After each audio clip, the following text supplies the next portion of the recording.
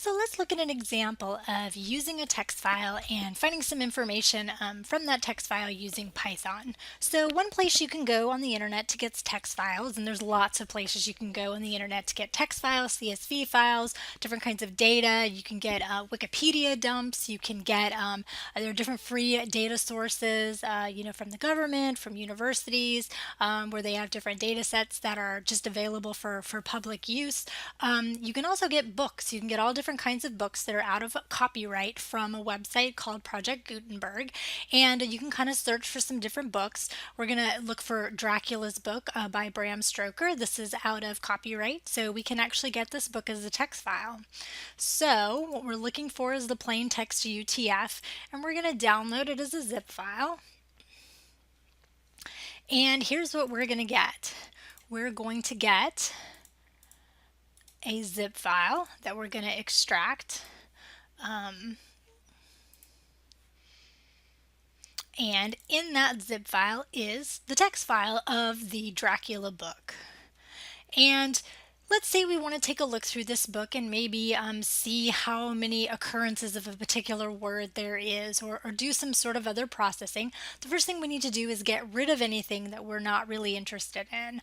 Or you could just count the number of lines and skip this, or see what the first word of the text is and just search to that point. So, we could actually wait until we see the title of Dracula or something like that.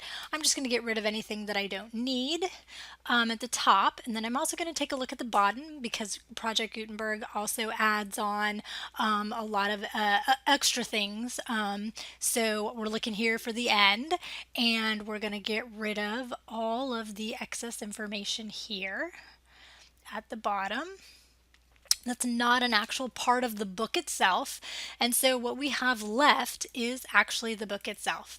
So I'm going to go ahead and save this here on the desktop just so I know where it's at. I'm going to call it dracula.txt. And then I'm going to close it up, and I'm going to make sure that my file here is saved in the same place. So where I'm going to write my code, I want that to be saved in the same place as, we'll just call this file practice with Dracula. I want this in the same place as my text file so that I don't have to worry about paths when I'm opening up my file. So you can remember before, we talked about how we will open files and close files and be able to pull that information as basically the whole thing as a string, or the whole file as a list of strings, or we can read in one line at a time, either using readline or the in keyword in Python. We're going to go ahead and pull in this example, we're going to bring in our file completely as a string, and then we're going to be able to loop through that string looking for certain things. So like I said, maybe we're going to check to see how many times there's the word Dracula, or how many times there's the word vampire, or some of the things we might be interested in about this particular file. So let's get set up and get started. So we want to think about how we're going to organize our program, and of course we want to make sure that we're organized into functions. So we're going to have a main function, and let's think about the kind of helper functions we might want. Whenever we're going to open up a file, it's always a good idea to have a helper function that can open that file for you and basically pass back the type of data structure that you want. So let's do this, and we'll say, we'll call this return file as string.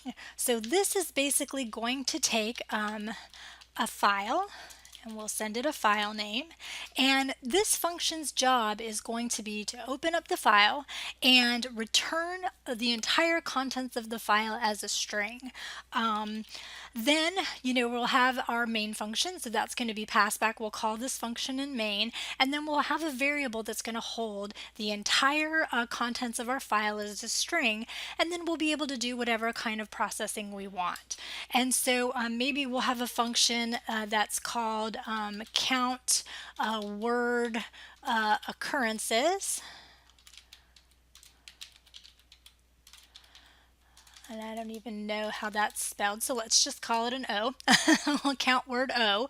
And we're going to send that the word that we actually want to count the word occurrences, and then let's actually send it the file as a string. So this is going to be the file contents as the string.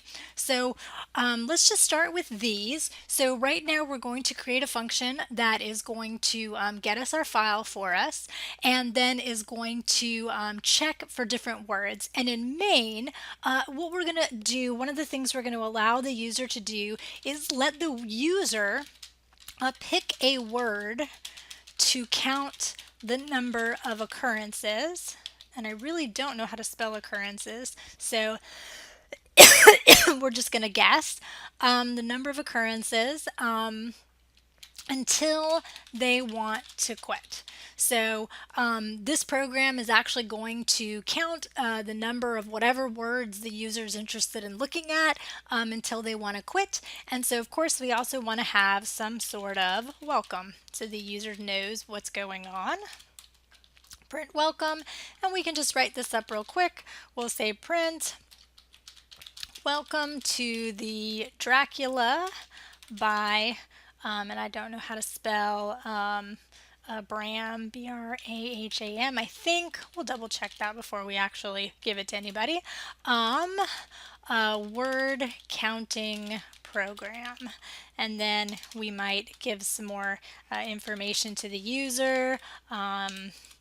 This program will count the number of times your selected word appears in the book Dracula. All right, so here's our little program and what it's going to do, and now we need to actually code up our helper functions that's going to allow our program to do this. All right. At the moment, I'm just making a mess. All right.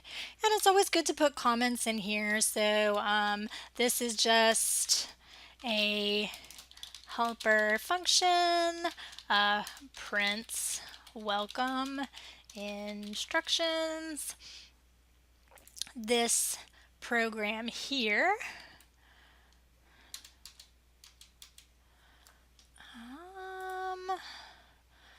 is going to open a file and return the contents of the file as a single string. And this function here is going to count the number of times the word,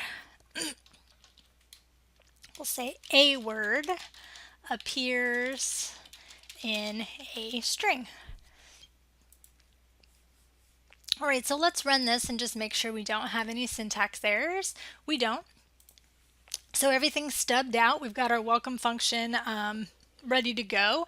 And so now we can start actually coding out our program.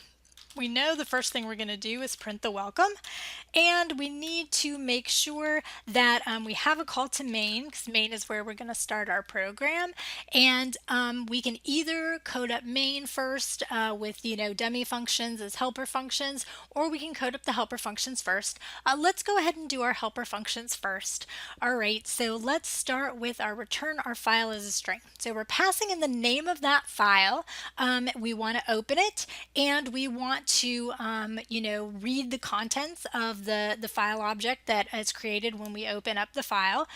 We want to go ahead and read that in as a string, and so that's going to be the read function. So let's see how this is going to work. So we're going to go ahead and do our try and accept. So this is going to handle any errors that we have, and I like to remind myself this is a file object, and we're going to use the open function to open up the file name. Now that the file name parameter that we're sending it is actually going to hold the name of the file, the string of the holding the name of our file, which is dracula.txt, and we'll use that when we actually call the function in main. But if we make this function generic, if we have other files that we need to open, if we have other files for processing, this file is reusable. It's just a generic file, a generic helper function that we can use to open up any file. All we have to do is send it a different name.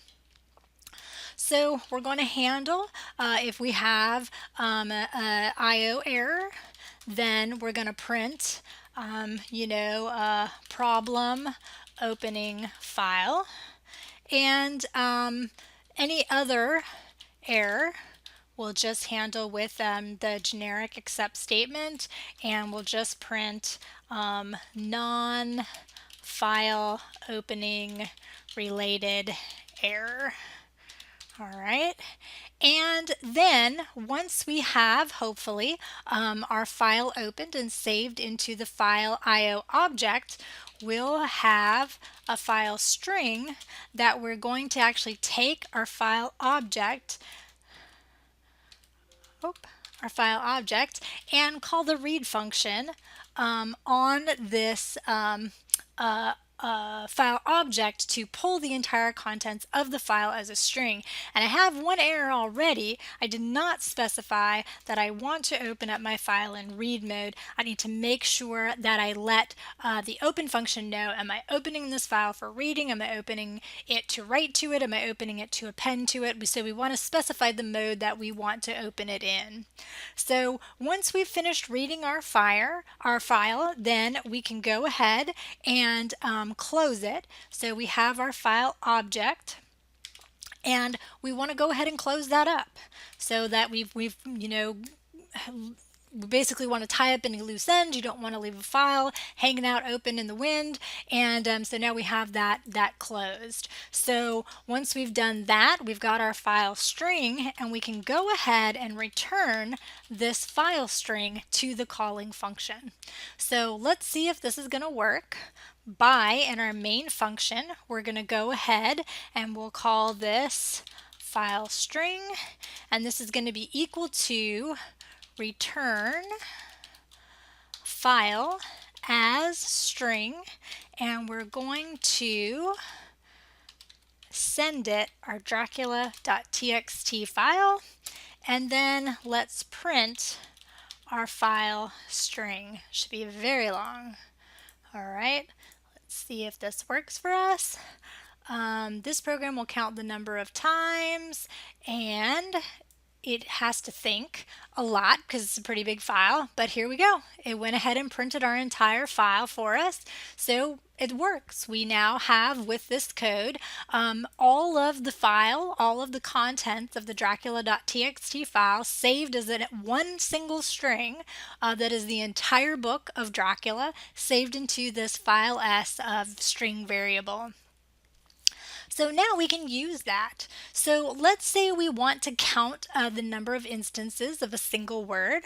We can use a for loop for that, and we're going to start out with our word count equal to 0, because before we've counted anything, there won't be anything to count. So we're going to loop through our file as a string. So for I in range from 0 to the length of file as string. So we're looking at every single letter in this case. We're gonna go, this is a huge long string, probably from index 0 to some sort of in the millions, because we're looking at every single character.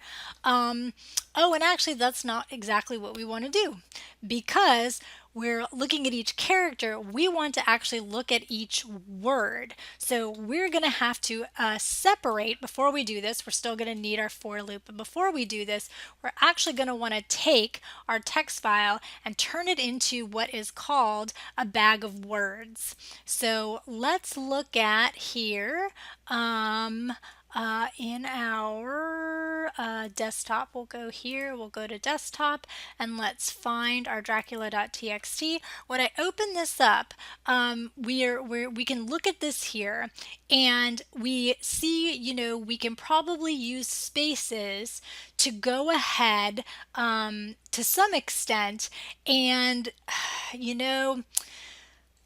we're going to have another problem. So we need to actually strip out all the punctuation. So what we really want to do before we turn it into a bag of words is we want to strip out all the punctuation. We want to preserve all the spaces, but we really don't need any numbers, I don't think.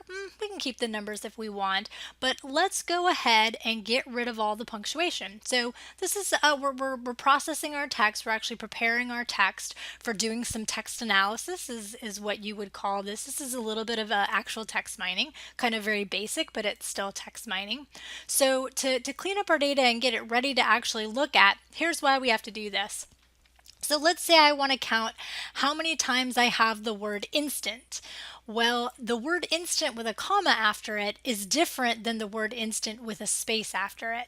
Now, we could use some of the Python built-in functions to check for this without just ignoring this punctuation. But for the most part, for this type of simple text analysis, it's okay just to do away with all the punctuation altogether. In other types of text analysis, you would want to keep the punctuation. So for instance, if I was going to do some natural language processing where I want to try to figure out what each of these words means. So for instance here, the count, capital C, this is we're talking about Count Dracula. We're talking about a proper noun. This is a person, as opposed to like talking about the verb count or the noun count, right? The count can be, it can be a verb, I counted stuff. It could be a noun. I had a count of how many donuts I had. So when you're doing natural language processing, the punctuation can potentially be important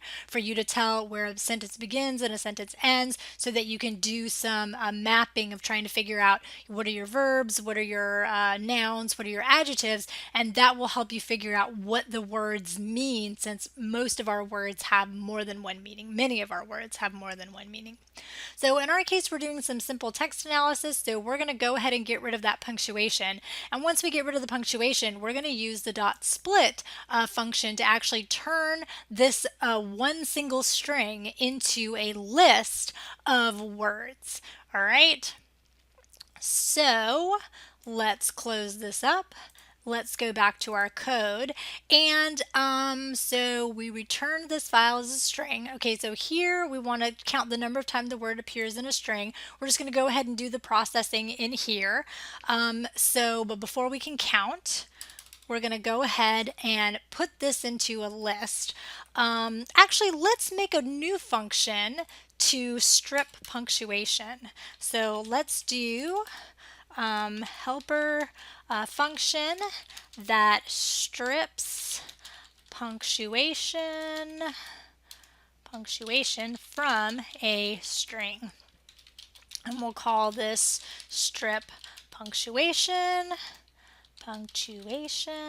and we're going to have to send it our file, and we can just call this our file string. It doesn't matter because local scoping, as long as we call it, we're consistent within our function, doesn't really matter what we name it.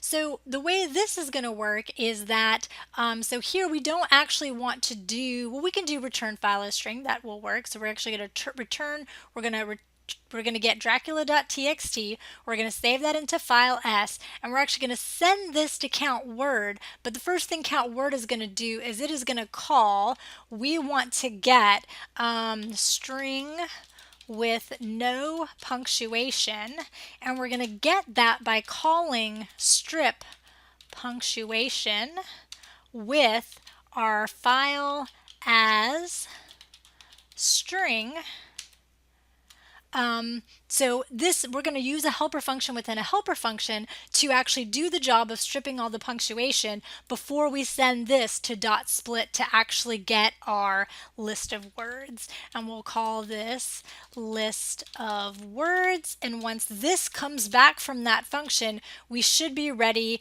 to just call string with no punctuation dot split. And this should use, and we can use a space. This is actually what we want to split it on to actually return a list from the string. Wherever you see a space, that's how it's going to figure out the word, how to separate the words. And we'll print this out.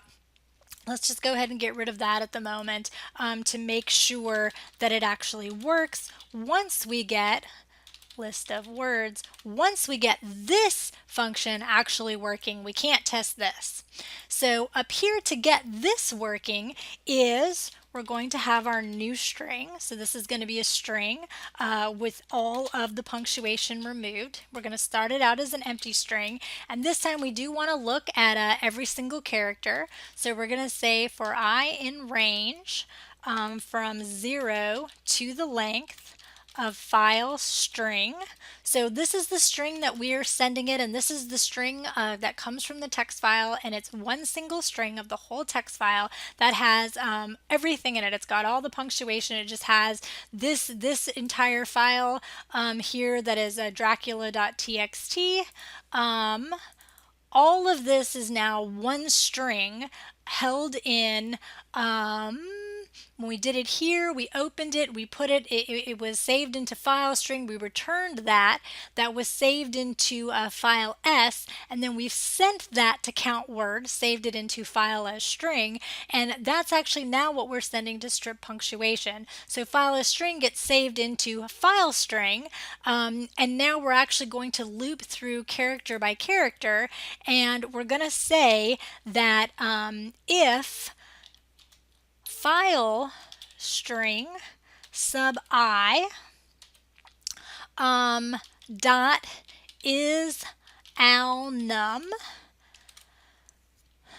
this should check, is it alphabetical or numeric, or file string sub I equals a space, because we want to keep all of our spaces.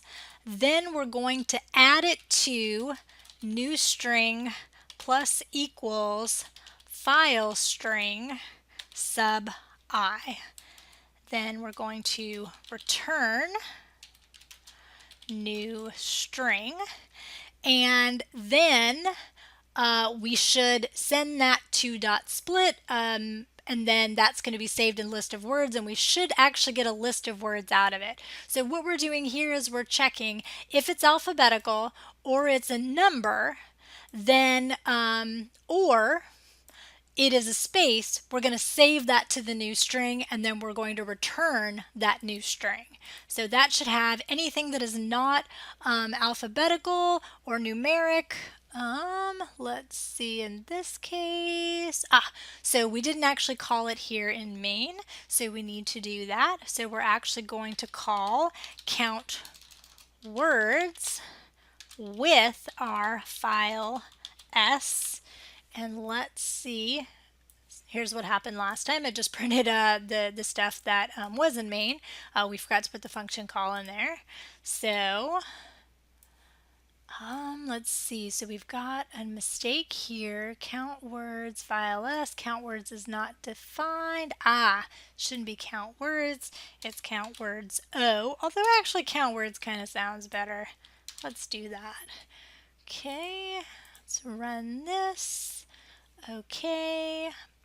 One required positional arguments.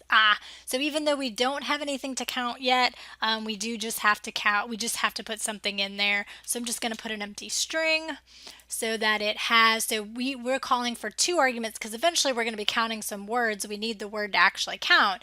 And so count words is expecting that extra string there. So let's run it again. All right. and it's thinking.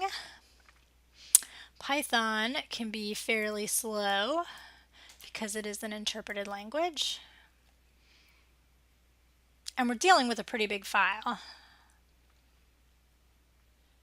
Still thinking.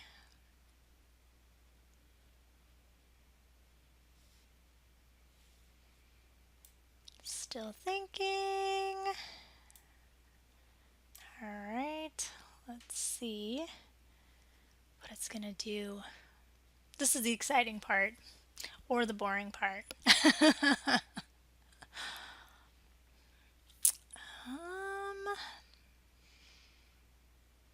How big is this file? So if we look at here, Dracula, yeah, 838, almost a megabyte. That's pretty big. There's some things you can do in Python to speed up. There's some different data structures. Lists are a pretty dense, slow data structure because of the functionality that it has. There are definitely some other, data structures that are quicker, especially, let's just go ahead and close it. We hung it. Awesome. Definitely will do that when you're doing text mining type stuff, when you're using a lot of RAM. All right, so we're going to open this back up. Let's go to, all right. So let's try this rather than worrying about let's make sure this works before we're going to send it a big long, thing. All right, so let's just comment this out, and we want to make sure that count words works. So this could really be any string. So it could just be I like pineapple and cookies, period, exclamation point, 55. All right, so in this case, what should print is, although, yes, so I've got nothing and my empty string, and then I've got this string here, which I forgot closing quotes on. So this should give us a list of words with the punctuation removed.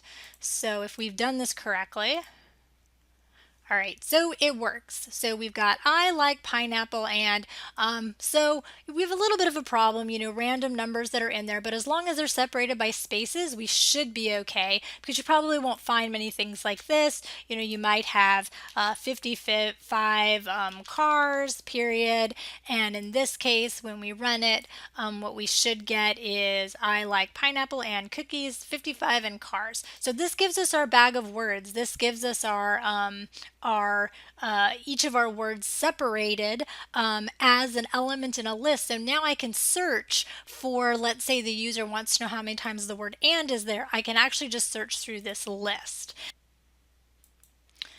So because my computer doesn't have quite enough processing to do the Dracula file, the entire Dracula file in a timely fashion, let's actually create an abbreviated version of the Dracula file. We're just going to come here, we're going to open this up, and let's say, let's save this as ABBR, abbreviated, and we're just going to do, let's say, chapter 1 or thereabouts.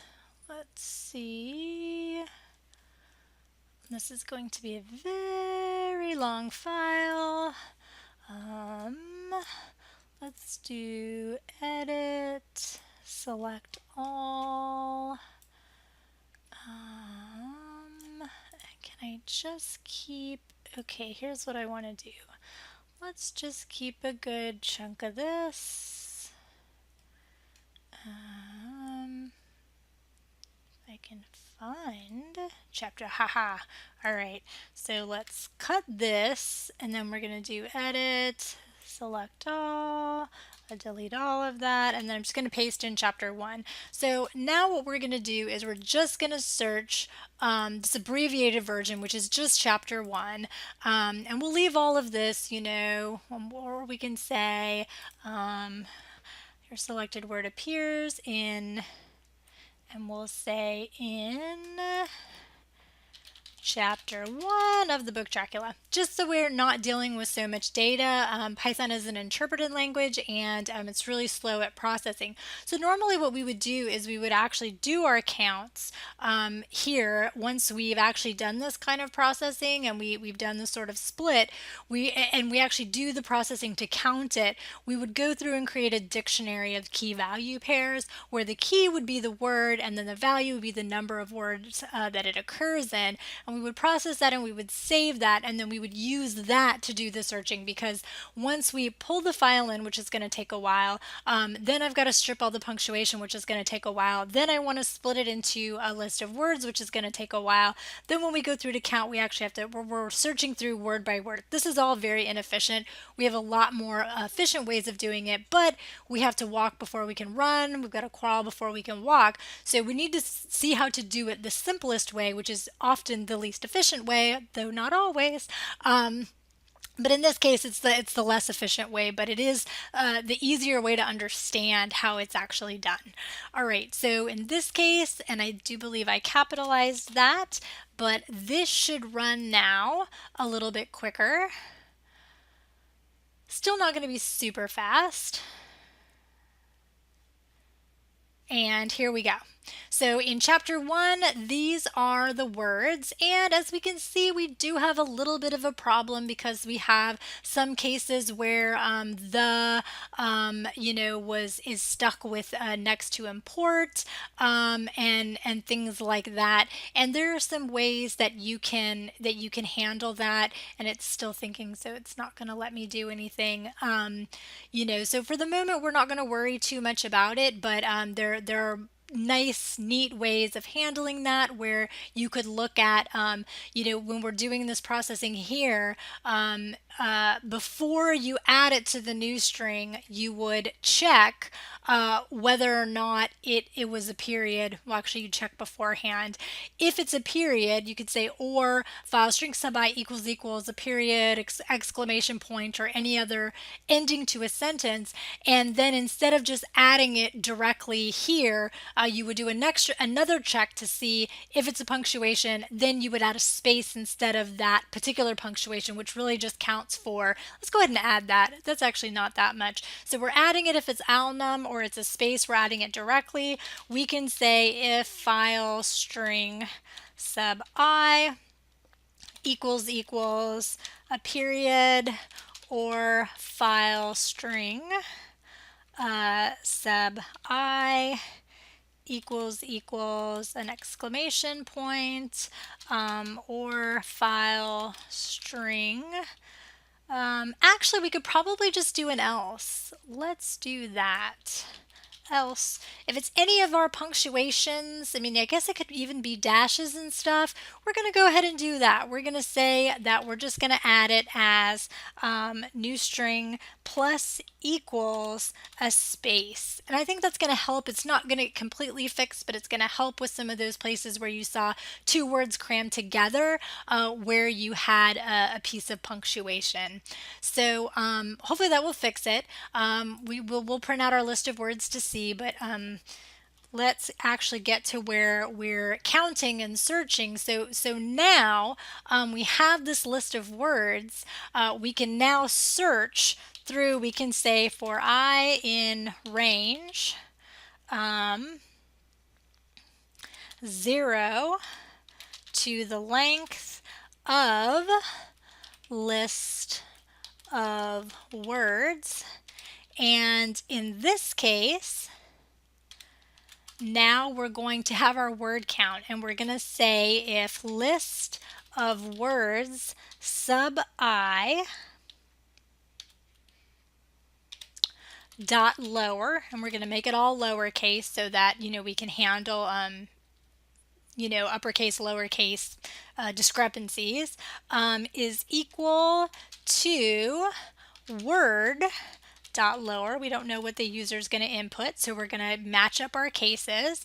Then if that's the case, if we get a match between the word that we're looking at in the list and the word the user has entered, then we're going to say word count plus equals 1, And then once we finish the loop, we can return word count. All right, so now we can test this by saying this is going to be our word count. We're actually going to, let's actually look for Dracula, and then we're going to print word count.